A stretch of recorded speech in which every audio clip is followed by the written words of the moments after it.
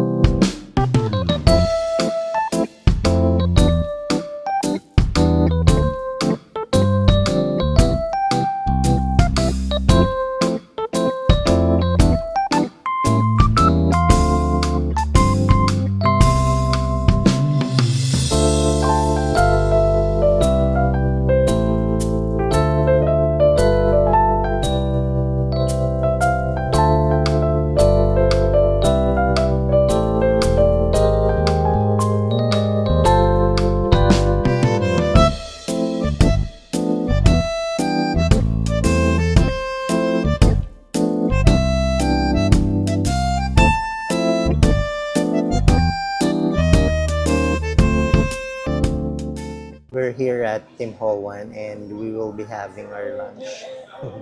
I hope enjoy ng mga kids yung orderin namin. While waiting for our food, chinek ko sa phone ko may free internet. Meron. Download speed ay nag-average ng 180 Mbps, which is good. Nag-average ng 80 to 90 yung kanyang upload speed. So, it's a decent.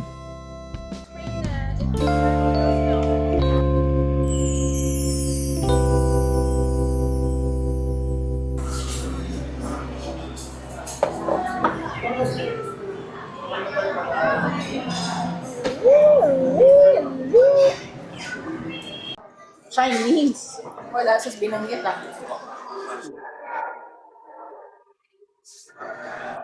Yummy.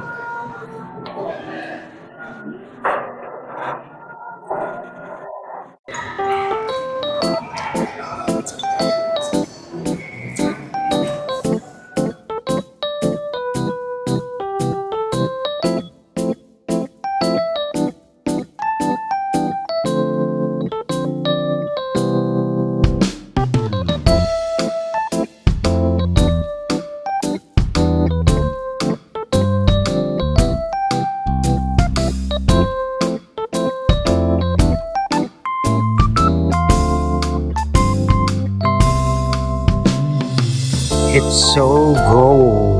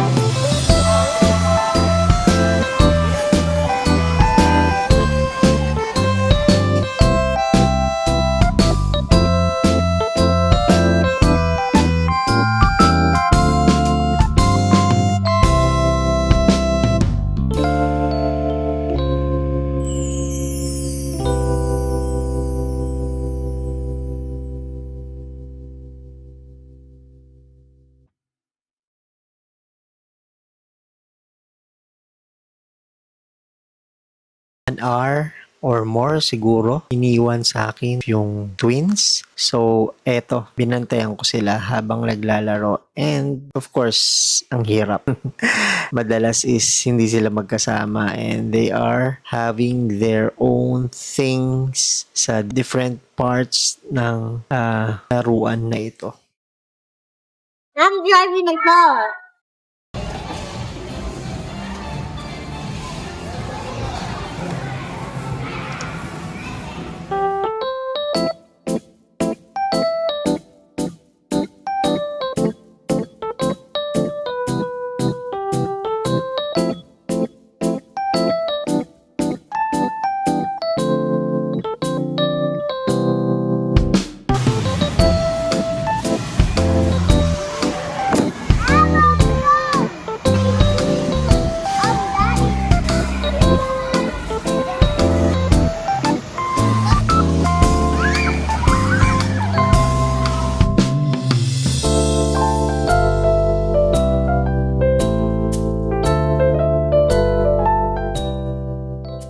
After an hour, bumalik na yung wife ko. Siya naman ang magbabantay sa twins. Kasi 2 hours yung time na inavail namin sa Fantopia. And now, I'm gonna check the other parts of the mall.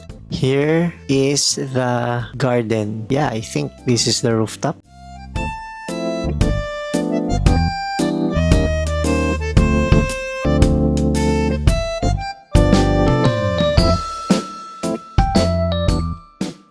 You can see different plants and flowers.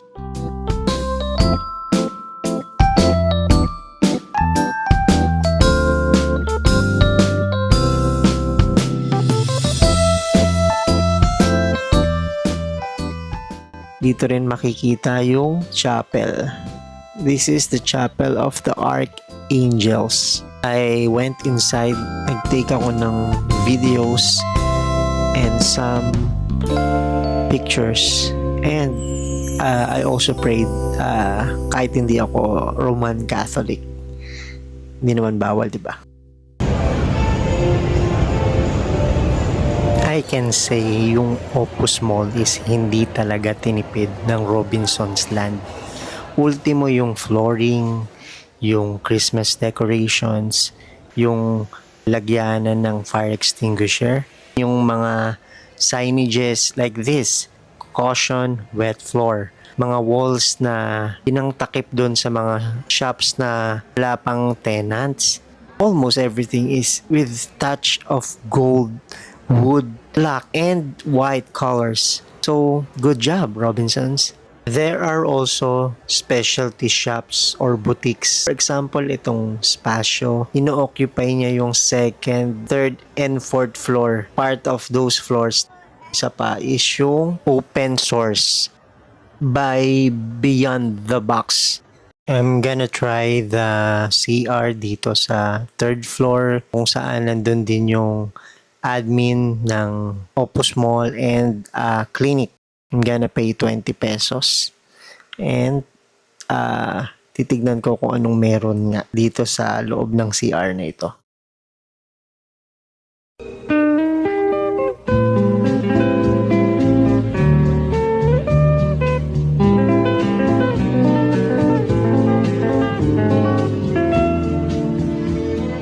As of this moment, naghihintay nga ako ng mababakanting cubicle. Puno yung mga cubicles na meron dito and lahat may gumagamit.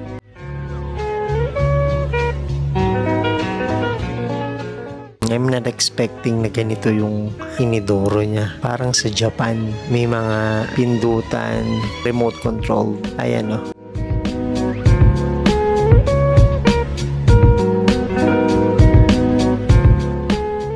Posterior, ang huhugasan yung butt mo, and then feminine, dryer, nozzle position. So, nakokontrol niya yung position ng nozzle. Stop, power on, off. Yung dryer na isiset ng low or medium and high. Then, temperature ng seat. Water temp, pati water temp, mainit, cold or hot. And, may power saving mode pa. So, this is made by American Standard. Ito yung food court. Wow, ang dami ng mga tao. Earlier, nung dumating kami are about 10:30 a.m. Kukunti pa yung tao. Dito sa food court, makikita yung labas ng mall. And ito nga yung bridge na kagagawa lang din, kung saan sa gilid nito makikita yung statue ni Victor.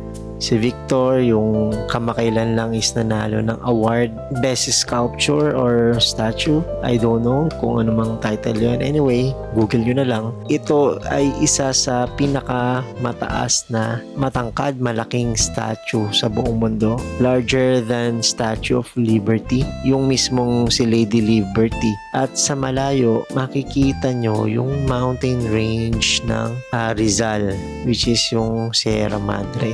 This is Antipolo yata yung part na ito. You can see the Marikina River. And this is the Bridgetown Bridge. The bridge that's connecting Quezon City and Pasig City. And this bridge is the Rosario Bridge. One of the busiest bridges dito sa Pasig City. Makikita siya here. There's a view of the bridge from this side of Opus Mall. And then I went back to Fantopia para sunduin yung twins and my wife. At sakto naman, after few minutes ng pagdating ko doon, ay lumabas na yung pinakaiintay ng lahat, which is yung mascot. And then after that, we went to the food court again para ibili ng ice creams, yung kambal. And we have picture taking again. Yan, nagpa-picture kami ulit here sa mga flower display na ito.